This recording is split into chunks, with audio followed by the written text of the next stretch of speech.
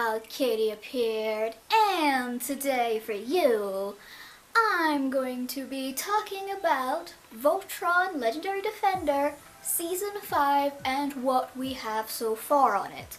So yeah, basically this is just me rambling about stuff that I want to get off my chest before the release of Season 5, which, guys, is this Friday. 2 more days to go until we can all finally watch it and probably cry and and all that shiitake. But yeah, so there's a lot of things that I want to talk about in this video, but I will say that originally, guys, this week I had a different kind of video planned, and that was me talking about the theory of Black Paladin Lance, but I filmed it, I wrote the script, but realized that I wasn't really happy with it, because I just don't think that it was a good video for you guys, and I obviously want to make good videos for you guys, so I scrapped it, and I might talk about Black Paladin Lance later on. But yeah, anyways, if you know, last week I did a trailer analysis and predictions for the Season 5 trailer that we got, and I brought up a lot of stuff, and yeah, there's a thing that I really want to talk about that actually somebody who commented on the video talked about, and I want to give my opinions on it. The person who left the comment was called Calista Carlson. I think that's how you pronounce your name. Again, I'm sorry if I haven't pronounced it. Basically what they said was that the whole bit where we see Shiro, Matt, and Pidge like standing on their own could very well be when they're making the deal with Zarkon, and basically it's only those three that go, because if you see in the background there's no other lions with them, it just seems to be like a normal ship behind them, and basically they go to talk to Zarkon about this deal, but when they go to make the deal things get a bit more shady, and basically this is where Clone Shiro comes into play. Basically it ends up with Clone Shiro basically attacking both Matt and Pidge, and basically Matt and Pidge get taken as the Galra prisoners, and then Clone Shiro goes back to the castle, explains what happens. Carissa basically said that this could be where they start kind of figuring out there's something wrong with Shiro, and yes, that is very true, because if you really think about it, real Shiro wouldn't have given up Matt and Pidge that easy. Like, if you think about it, like when the whole thing happened when Alora was captured by the Galra, Shiro didn't want to leave her. He did not want her to be captured, but he didn't really much have a choice, because obviously Alora threw him across the room and was like, bye. But we know Shiro would have tried to fight and bring her back, and that's the only way. And of course we know that Matt and Pidge can't really overpower Shiro to send him back to the ship, so obviously things are not really going to connect. And yeah, so I wanted to talk about that. What are your guys' thoughts on it? Anyways, yes, let's get on with the next thing.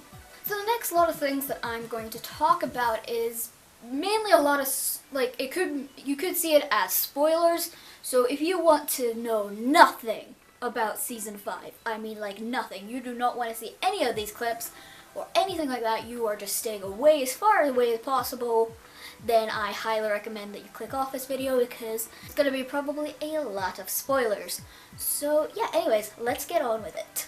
So Netflix brought out this sort of thing where basically they show like little trailers for like upcoming shows that are happening in March, and of course, as we know, Voltron Legendary Defender is coming out March 2nd, so obviously that would be entitled in the video. And in this video we see a clip of someone who looks like Alora. Is it Alora? We don't know. That's the thing. And I have seen, like, just that clip alone basically has spiraled so many theories. Like, oh my god, there's just tons of theories. So the first one I really want to get out of the way is the one about this being a sort of D&D kind of episode, because apparently Jeremy Shada, the voice of Lance, basically said that there is going to be a sort of like D&D style kind of episode. So a lot of people are saying that it's going to be Alora's sort of like D&D character. Basically, there's a statement going around saying that there's not going to be any filler episodes this season, but again, I don't know if that's just someone making it up. It's kind of hard to tell who's telling the truth and who's not. It's kind of this thing, and I haven't really seen anything from the official stuff. I've been trying to look for the interview that that person was talking about, but I've no avail have I found it. But yeah, so that's that aside. The next thing a lot of people are saying that it is Alora's mother, because obviously, as we've seen before, Alora's mother looks a lot like her, so it makes sense that it could be her, and that if you see like that other bit where like you zoom in a bit, you see like a silhouette that kind of looks like King Alfor, so it could possibly be King Alfor, and it's maybe about how like Alora's parents met or something. Like, I'm not too sure, because we don't know exactly how important that is, and we don't know if there is a reason to tell that story. I've seen a lot of people saying that that might be connected to the White Lion that we see, because also in the 80s Voltron it kind of also showed that the White Lion was kind of her mother as well. So again, we're not too sure, but yeah. Okay, so the last one that I want to talk about when it comes to theories about this clip is that it is actually a completely different character that was in the original 80s but has not shown up yet, and that is, I don't know if I'm going to pronounce this right, because I cannot pronounce names to save myself, but it is Princess Romala, I think that's how you pronounce it. And basically she was a character in 80s Voltron. She was known as basically Alora's cousin, and yeah, and basically a lot of people are going to say it's her, which again will be interesting. I have only really watched like bits of season 1 of 80s Voltron, but I haven't really seen her, so I don't really know much to expect of her if that is her. The thing that I've seen people talk about is basically, as we know, Sven's character in the 80s version dies pretty easy, or as the English dub likes to say, he went to space hospital. And then there was a plot line where basically they find Sven again, but in the Japanese it was actually his brother instead.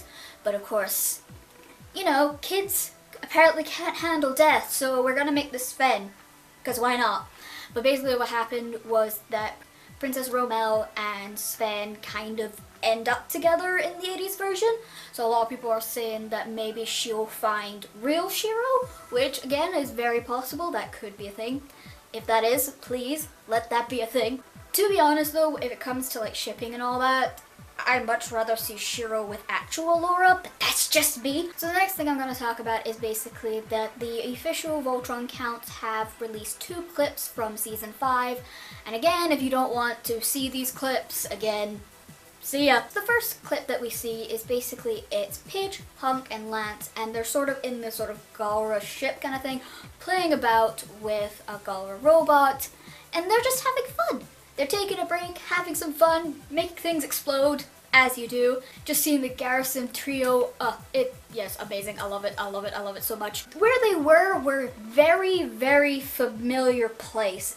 And I'm sure you might know what I'm talking about, but the table that the robot was lying on looked a lot like the table that Shiro came off of back in season 3, episode 5.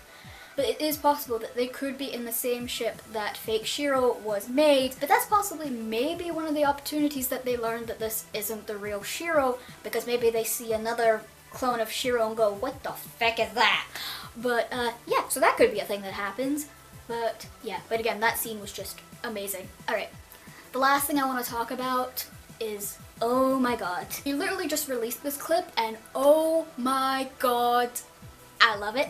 I love it so much. I kind of wish I didn't watch it because it was quite a big spoiler. Again, if you don't want to know, off you go, but oh my god. So the scene opens up with Lance training and he's using his gun, like trying to shoot like the wee little robotic ball things, and he's not really being the sharpshooter that we all know and love, and he seems to keep missing the shot and just not getting it. Until at one point, his Bayard changes from a gun to, like, I literally was trying not to, like, freak out when I saw this, but Lance, new Bayard upgrade is a sword. It's a sword. Lance has a sword. What? When did this become a thing? Okay. So yeah, it's like, alright, so now that Lance's Bayard weapon is now a sword, and it's like, I don't know how to feel about it because, you know, he's the sharpshooter, and it's just like, okay. I mean, like, isn't swords Keith's thing? Like, what's going on here? And we see that Alora was there the whole time when the Bayard changed to a sword, and she was very happy to see it because apparently the sword that Lance now has is an Altean weapon, and basically it's a sword that her father used to use. So obviously she was very happy to see that. And of course Lance was like, I don't know how this happened. But then Alora was like, well, that makes sense that happened to you because there is great potential in you. And then of course Lance sort of looks aside and goes, yeah, but Shiro doesn't seem to think so. And then Alora kind of looks down too and is like, yeah, I know, Shiro's kind of been funny, and apparently from what we know, they've been butting heads. And that may be because, you know, it's not the real Shiro. That might be the case. Who knows? But, yeah. So they talk about that, obviously giving more connection that obviously this isn't the real Shiro and that they're fighting a lot. And they also talk about how Lotor is there. We don't know exactly at this point where Lotor is, if he's still captured by them or is he running around free in the castle. Again, we're not too sure. I kind of hope that he's still caged up because I don't trust that man. But yeah, so yeah. And then of course we had this kind of really sort of cute kind of scene with Lance and Alora where she tries to teach him how to stand with it and then trips him over because that's the lore for you. But yeah, so we got quite a lot of things for season 5. I'm really, really excited for it. I cannot wait. Obviously, when you guys see this video, it's going to be 2 days until Voltron Season 5. But oh my god, I'm so excited, I'm so excited. Anyways, I hope you enjoyed this video. Remember to like and subscribe for more fandom content that you can shake a stick at. And see ya!